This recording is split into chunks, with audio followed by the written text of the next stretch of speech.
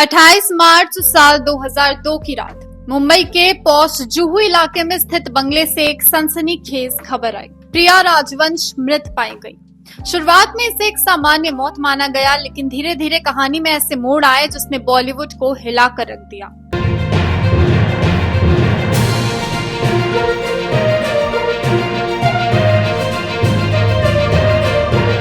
नमस्कार, मैं प्रिया अंकित सिंह और आप देख रहे हैं द एसबी प्रेस। प्रिया राजवंश का असली नाम था वीरा सुंदर सिंह और उनका जन्म 30 दिसंबर 1936 को हुआ था।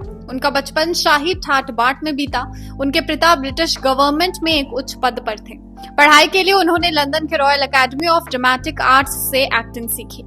प्रिया की मुलाकात हुई चेतन आनंद से, जो बॉलीवुड के मशहूर डायरेक्टर थे। उन्होंने नीचा नगर जैसी अवार्ड विनिंग फिल्म बनाई थी। चेतन आनंद ने प्रिया की खूबसूरती और टैलेंट को देखा और तुरंत उन्हें अपनी फिल्म हकीकत में कास्ट कर लिया। यहीं से दोनों के बीच नजदीकियां बढ़ने लगी। चेतन आनंद पहले से शादीशुदा थे, लेकिन उन्होंने अपनी पत्नी से अलग रहना शुरू कर दिया। प्रिया और चेतन एक दूसरे के बेहद करीब आ गए। हालांकि उन्होंने कभी शादी नहीं की, लेकिन दोनों एक साथ जुहू के पाली हिल बंगले में रहते थे। प्रिया ने कुछ और फिल्मों में काम किया, लेकिन उनका करियर बहुत लंबा नहीं चला। उन्हें हंसते जख्म, कुदरत, हिंदुस्तान की कसम जैसी फिल्मों में देखा गया।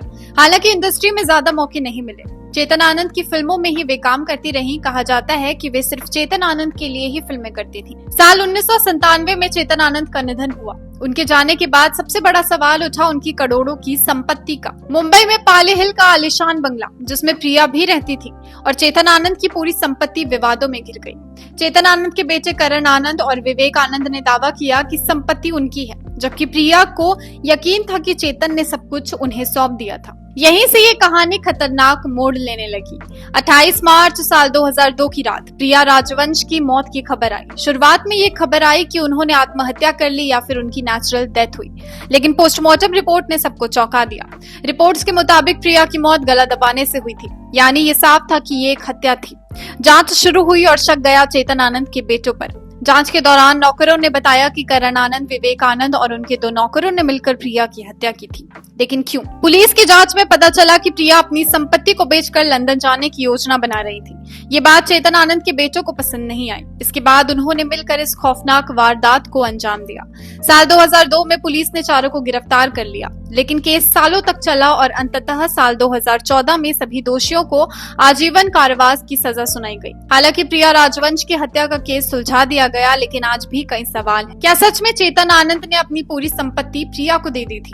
क्या इनमें कोई और साजिश थी? अगर चेतन आनंद के बेटों को ही संपत्ति चाहिए थी, तो वे कानूनी रास्ता क्यों नहीं अपनाते? ये सारे सवाल आज भी बॉलीवुड के सबसे बड़े रहस्यों में से एक है। बॉलीवुड चकाचौंध और ग्लैमर की दुनिया है, लेकिन यहाँ कई ऐसे राज छिपे हैं जो किसी कोने में दफन हो जाते हैं। प्रिया राजवंश का सफर राजसी ठाट बाट से शुरू हुआ और एक दर्दनाक हत्या पर खत्म हुआ। उन्होंने अपनी जिंदगी में प्यार देखा, शोहरत देखी, लेकिन अंत में उन्हें जो मिला वो था धोखा और मौत। ये कहानी सिर्फ प्रिया की नहीं, बल्कि उन तमाम सितारों की भी है जो इंडस्ट्री के अंधेरे में खो गए। आज उनकी पुण्यतिथि पर हम उन्हें श्रद्धांजलि अर्पित करते हैं। अगर आपको ये वीडियो पसंद आई हो तो इसे लाइक करें, शेयर करें और इसी तरह की और अपडेट्स के लिए बने रहे हमारे चैनल द एसबी प्रेस के साथ। धन्यवाद।